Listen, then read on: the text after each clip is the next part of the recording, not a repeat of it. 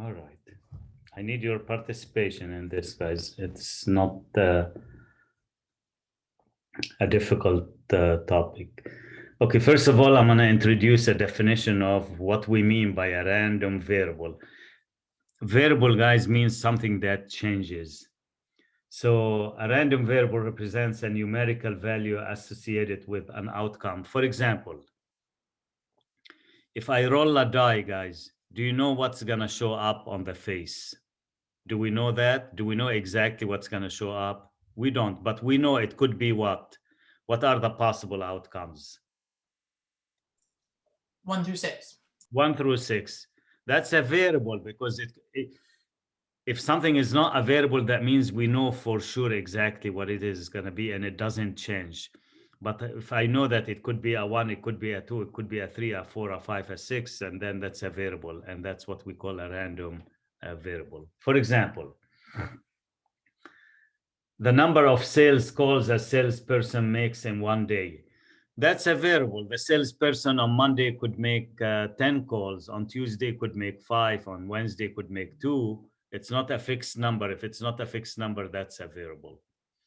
Here's another example. The hours spent on sales calls in one day. How much time do you spend on the calls? That's a variable. You cannot say that I'm spending exactly 10 minutes every day, just on the sales call. It could be more, it could be less, it could be none. That is a variable. What I like you guys to give me another example of a random variable. Who can come up with an example? Something that changes every time you do it. It doesn't stay the same. What would you think, guys? There are millions of examples. How many pizzas are going to be sold in Yeah, one day? number of pizzas sold each day. I'll write it down. That's fine. That would work.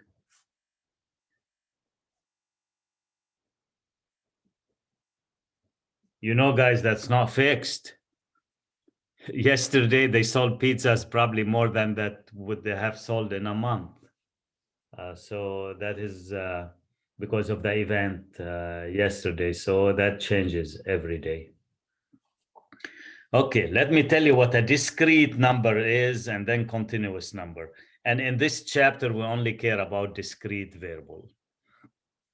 A discrete random variable has a finite or countable number of possible outcomes. That means you can count the outcomes. They have to be a 1, 2, 3, 4, 5, 6, 7. No decimals, countable, using your fingers. 1, 2, 3, 4, 5, etc. Here is an example just to give you a feel of what a discrete is. The number of sales calls a salesperson make in one day. Can you give me, guys, a number of the smallest number of sales calls that a person can make in a day? What would be the smallest number? 1. Is there a smaller than 1? None. None, 0, or 1, or 2, or 3, and so on and so forth. Do you guys agree with me that there is no such a thing called 2.5 calls or 2.4 calls? Either 2 calls or 3 calls. There is nothing in between. This is what discrete. Discrete has to be a whole number. Okay, can someone give me another example of a discrete variable? Okay, I see something in the chat. Number of students in a class. I like that. Number of students present in class.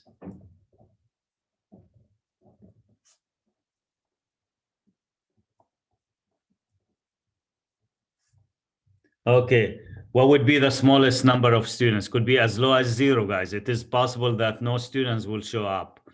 It could be 1, it could be 2, it could be 3, all the way up to 29 students that I have in the roster.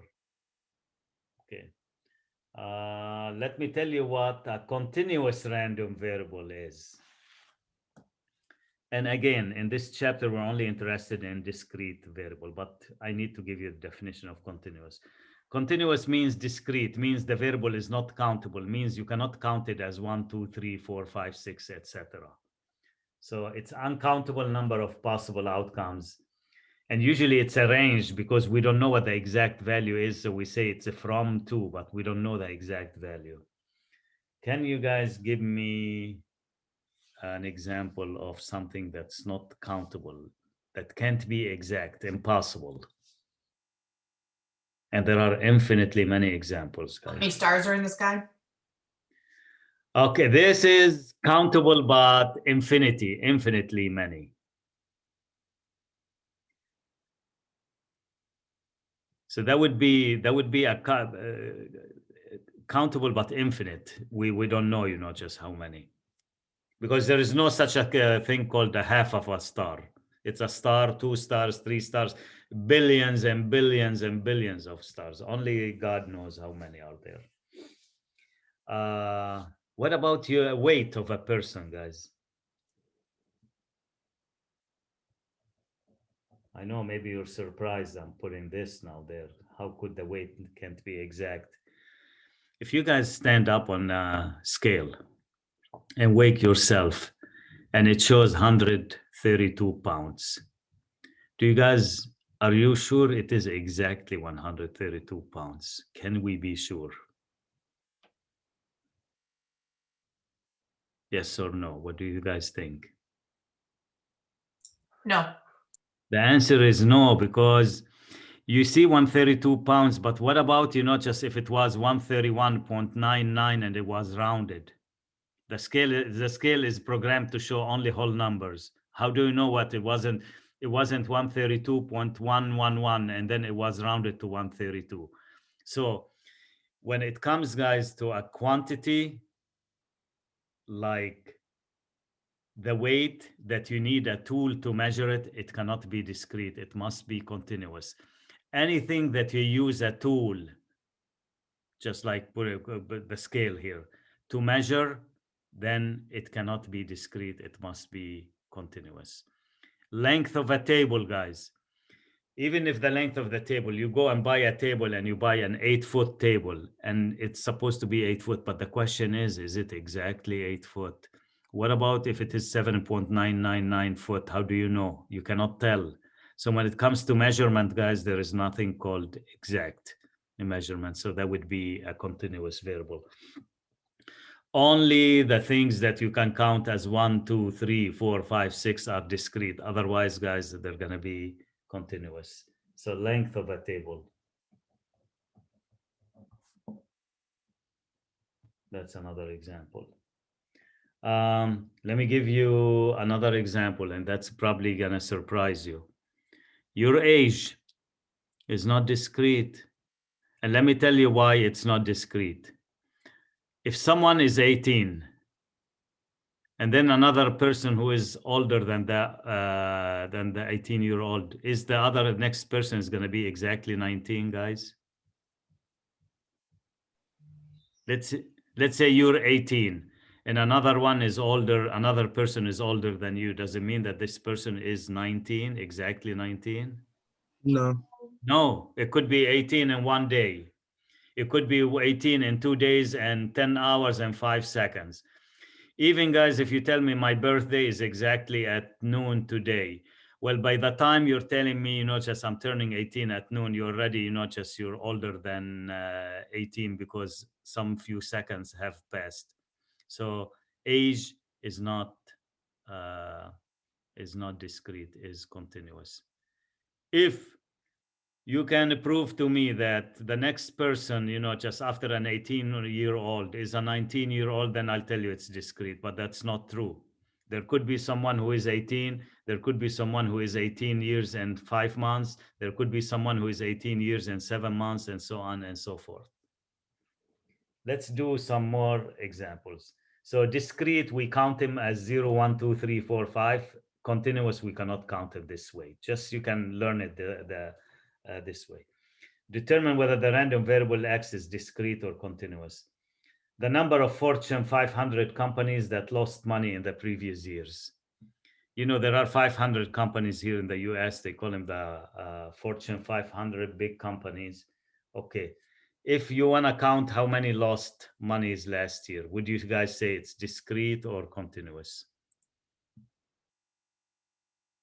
Discrete. Discrete, because they can be as low as 0, 1, 2. It could be 0 companies lost money, or 1 company, or 2 companies, or 3 companies, all the way to 500 companies. You can count them, guys. So phone numbers, no, we cannot use them as neither discrete nor continuous because they're not actual numbers. These are labels.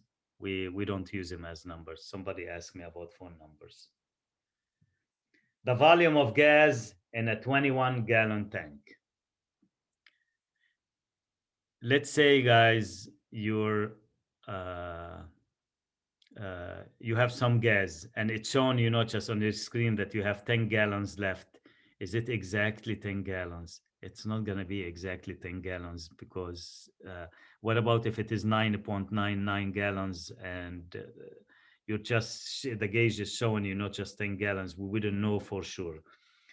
So this is amount of gas that can be measured, when you use the counter on the pump machine. So it's not going to be discrete. It is continuous here.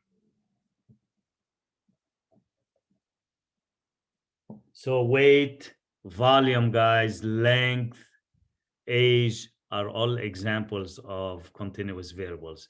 Discrete, number of people. Think of people, number of people. Yeah, you can't have 2.5 persons. If I'm counting the number of students in my class, I can't say I have 17.5 students. It has to be a whole number, either 17 or 18 or 19 or 20. So number of things, yes, it is discrete. Quantities, guys, when you have to measure them, such as weight, length, volume, cannot be discrete. They are continuous. Any questions about this? All right. Next, let's give you an example now and tell you what a probability distribution. So the first objective in this section, guys, is to tell the difference between discrete and continuous. And I'm going to review that a little bit more later. I'll do some more examples. Now I want to show you this table.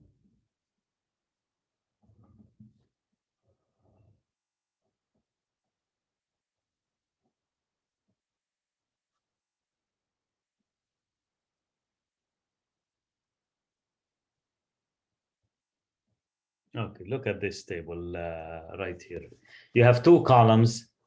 One is the value of the random variable. It could be 0, 1, 2. And the other one corresponds to the probability. So let me explain to you how to read this table.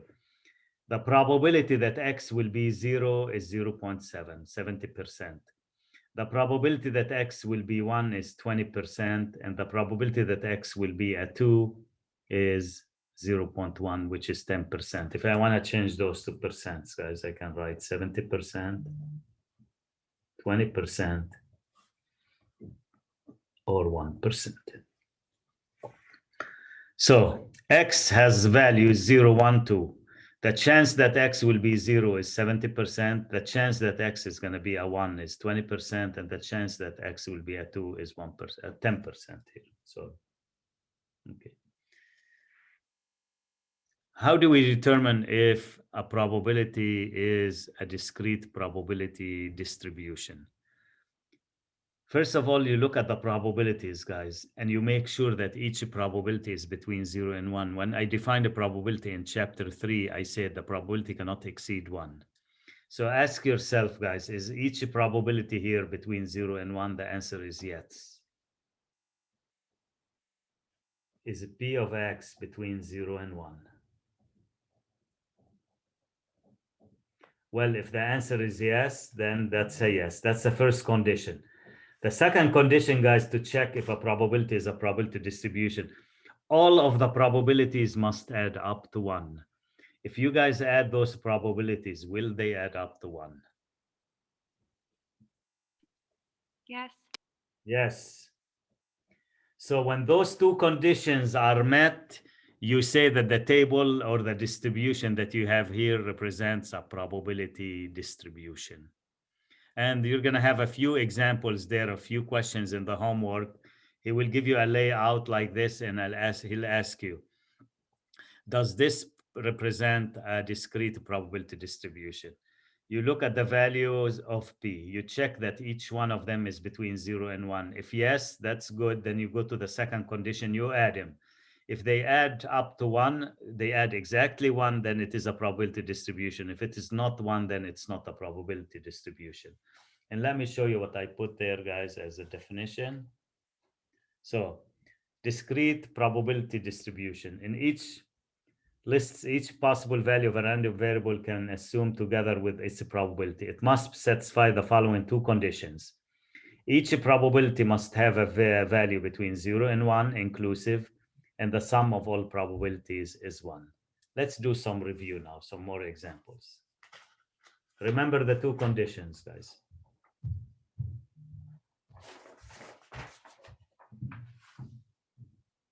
I like it to look at this example right here.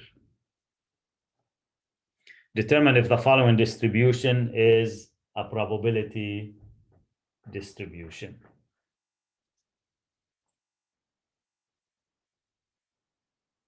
What do you think? Look it up. Ask yourself, is each probability between 0 and 1 here?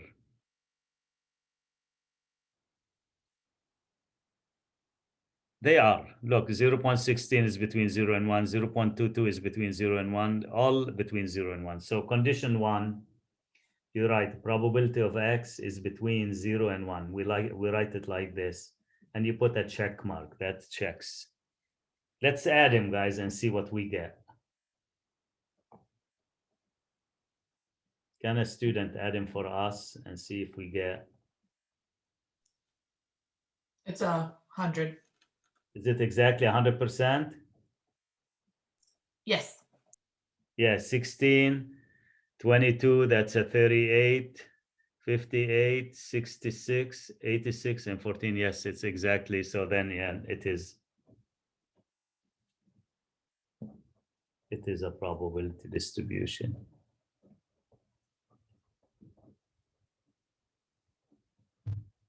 Even, guys, if it turns out to be 0.99, you say no, it has to be exactly 1. Okay, let's see if there is another example we can do here. No, I'm gonna get the book and do some more examples before I proceed to something else. Just 1 second. Okay, first of all, determine the missing probability here, guys. How would you determine the missing probability? He says this is a probability distribution, and there is one number missing. How would you find it? You should be able to find Add it. it all up and find out what the remaining amount to 100 is. Exactly, to 100%. So what would be that number, guys, if you can help me with that?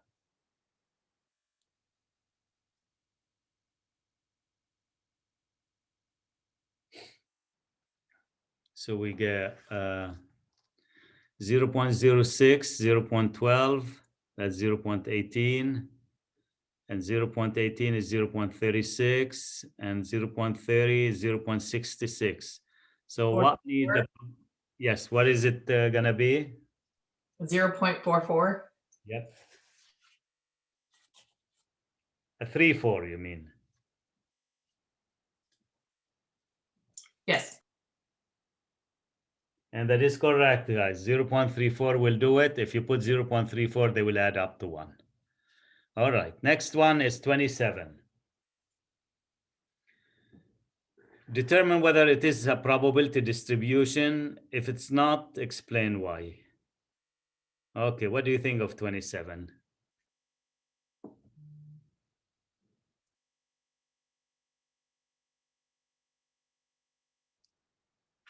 It looks like each probability is between 0 and 1, so that's good. So all you need to, guys, to just add them up.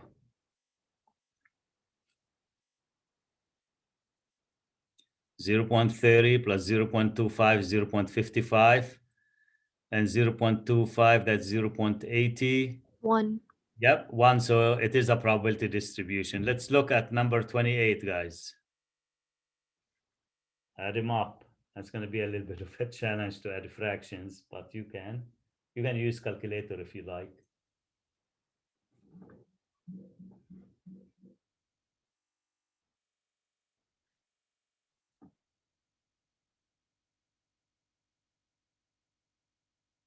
Use your calculator and add them, guys, and see what. 0.97.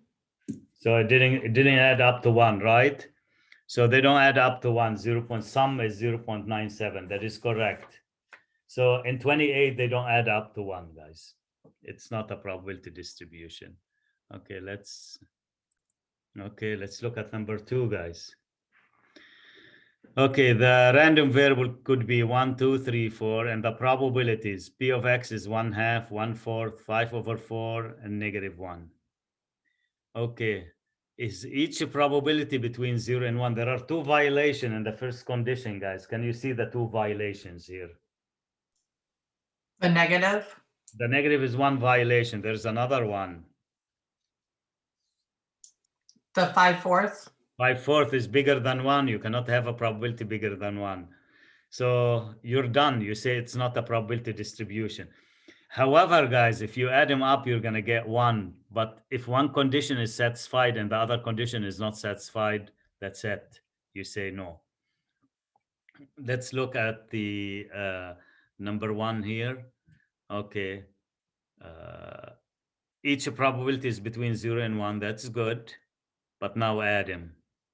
And if you add them, guys, 0.28 plus 0.21 plus 0.43 plus 0.15 should add. 1.07. And you see that's a violation. So that's not a probability distribution. And you should get 1, guys, because look, if I tell you that the probability it rains today is 0.7, the probability that it doesn't rain is 0.3. All probabilities must equal to 100% always. If they don't equal 100%, that means something wrong. That means this table is no good. There's no benefit of using this table at all if it's not a discrete probability distribution. All right. So I thought just to show you those examples so you understand what a probability distribution is. Okay, let's go back. Now we're going to show you how, from a frequency distribution table, how to construct a probability distribution. It's very easy, and you will see how this is done. So we're going to link chapter 2 and chapter 4, guys. Let's say you have a frequency distribution table like this. X could be 1, 2, 3, 4, 5. The frequency of 1 is 24 times, so it happens 24 times. This one 33 times, and so on and so forth. 1 second. All right. Let me ask you questions, guys, from chapter 3. If I give you this one as a probability question, I ask you, what's the probability of getting 1? What's the probability of getting a score of 1? What would you do? 1/24. Mhm. I have a 24 ones, and I have 33 2, and I have 42 3s, and 34s, and 21 5s.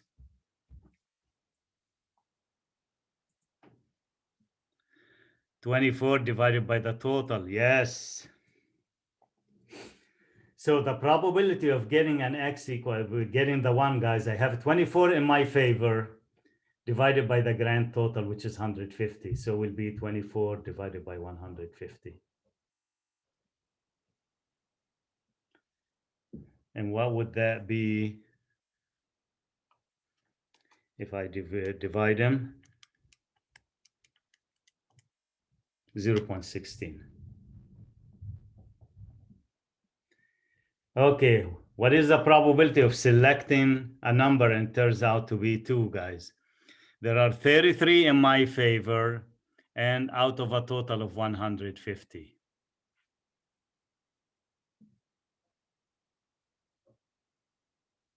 Probably we should have read the question before even we get to the table.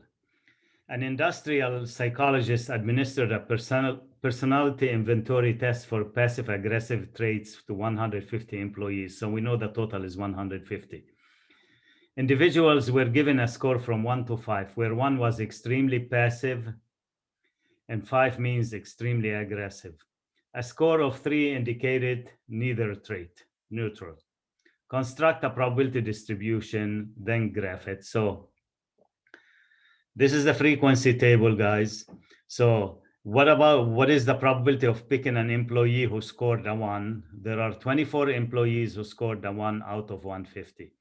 What's the probability of getting an employee who scored that 2? There are 33 out of them out of 150. And now, guys, I think you know what to do with the rest of them. Probability of 3 will be 42 divided by 150. And probability of 4, guys, will be 30 divided by 150, which is 0.2. And probability of 5 will be 21 divided by 150. And I'm going to change them all to decimals. So this is just like the relative frequency that you learned in chapter 2. So the probability, guys, is nothing but a relative frequency. You take the frequency and divide it by the total, you get the probability. So 33 divided by 150 will be 0.22. And 42 divided by 150 will be 0.28. Okay, so I got all the probabilities, and 21 divided by 150, it will be 0.14. These are the probabilities. He gave me the random variable values 1, 2, 3, 4, 5, and he wants me to construct a probability distribution. So let me show you how to construct a probability distribution, guys. You put an X here, and you put a P of X here. P of X stands for the probability of X, or the relative frequency that you learned in chapter 2. You guys put the 1, 2, 3, 4, 5 in here. Just put them here. And then right here, you put the probability that is linked to the variable. And you already done them in here. So for this one, you put 0.16. For that one, you put 0.22. And this one is going to be 0.28. And this is going to be a 0.20. And the last one, you're going to get 0.14. And this is, guys, what we call a probability distribution table. You don't need to check if these add up to 1. Definitely, they're going to add up to 1 because I used the table to generate them. And each probability is going to be between 0 and 1. So this is what we call a frequency, what we call a probability distribution table. That's how you construct it. Any questions here? Okay, let me see here. So guys, I'm going to give you another example.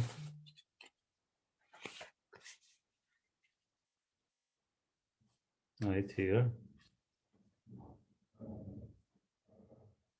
This is X, this is P of X, and not P of X, the frequency F. Okay, 0, 1, 2, 3. That's a 40.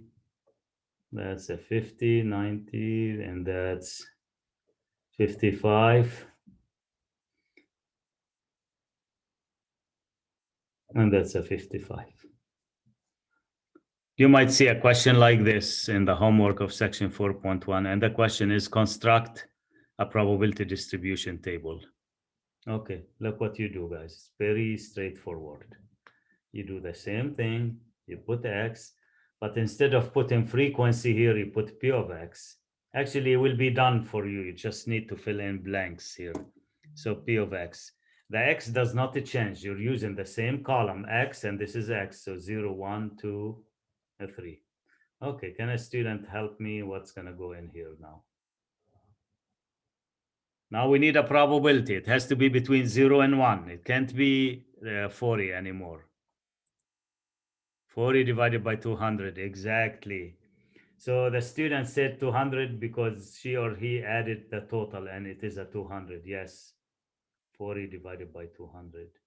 And you guys, you can see what's going to be next. It's going to be 50 divided by 200. Then 55 divided by 200. And then 55 divided by 200. And then you get what we call a probability, discrete probability distribution. Okay. He's asking us here to graph the probability distribution. Let me show you how to graph it. You will not be doing much of this, but just to show you what the graph would be like. You put the X here, you put the P of X there. And how high on the scale I have to go there, guys? Can someone tell me how high I have to go? Look here. 1. I don't need the 1 actually. Yeah, I can go to 1, that's fine, but no need for 1. I need less than 1. So 0.28. 0.28, yes, because that's a bigger. So I'm gonna make it easy, guys. Look what I'm gonna do. I'm gonna do 0.1, 0.2, and 0.3. I mean, I could go to 1, but it will be 0.1, 0.2, 0.3, 0.4. I don't need it. I need up to 0.3 because that's the largest number. And look what you do, guys. You put the values of X here. There's a 1, 2, 3, 4, and 5. Okay, when X equals 1, what's the probability? 0.16. So you just do a line up to 0.16, probably right here. For 2 is 0.22. A little bit over 0.2, guys. For 3 is 0.28. A little bit below 0.3 right there. For 4 is 0.20 right here. And for 5 is 0.14, so it's halfway between 0.1 and 0.2. And this is what we call the graph of the probability distribution. It kind of looks symmetric, guys, look. But that's what we call the probability distribution. Okay, any questions?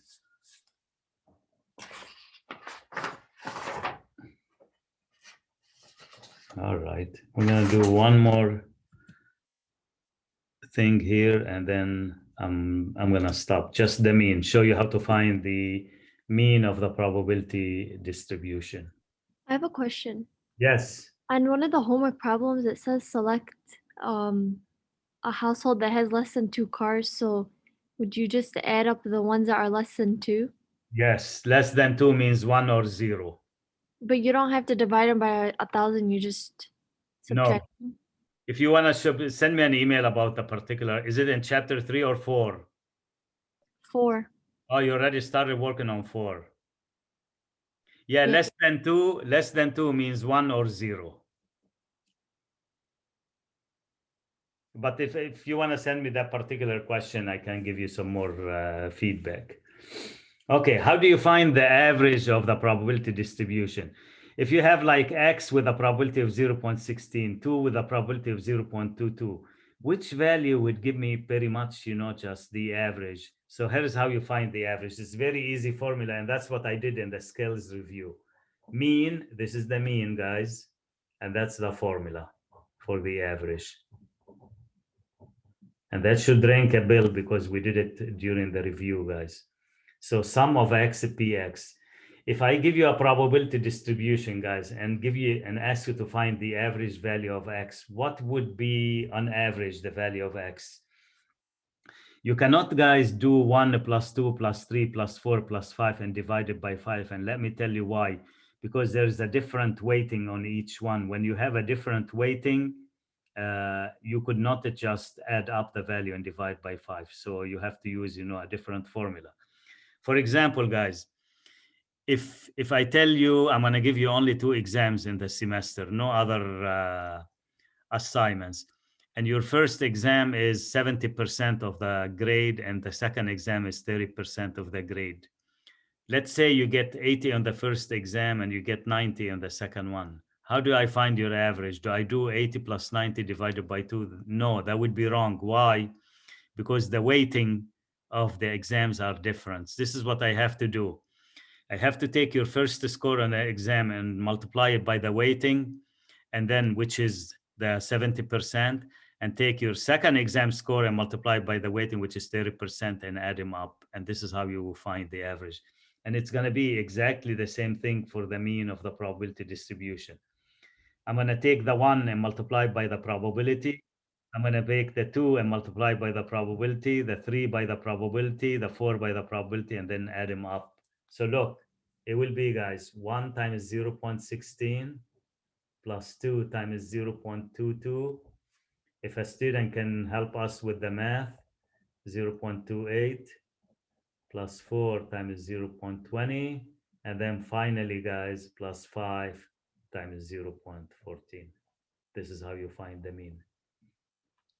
The good news, you will learn how to do this using the calculator. You don't have to do any calculations. But as you can see, it's not difficult to do it by hand either. So 0.16 plus 2 times 0.22 plus 3 times 0.28 plus 4 times 0.2 plus 5 times 0.14. So you get 2.94. That is the mean. That's the average, guys, 2.94. So if I ask you guys, which of those numbers from 1 to 5 closely represent the average, which number would you pick for me? Let me see here. 3. 3, not the 0.28. I don't want the probability. It's the X value. It is 3 because 2.94 is the closest to 3. If this was, guys, 1.94, you will tell me 2. If this was like 4.94, you will tell me 5. That's the closest. So on average, it could be pretty much, just. So you can say, guys, that the average response, just was pretty much, just 3. That's what the mean is. And this is how you find it. And that's what we did in the skills review today to show you how to find the mean, actually. It is called the mean of the probability distribution.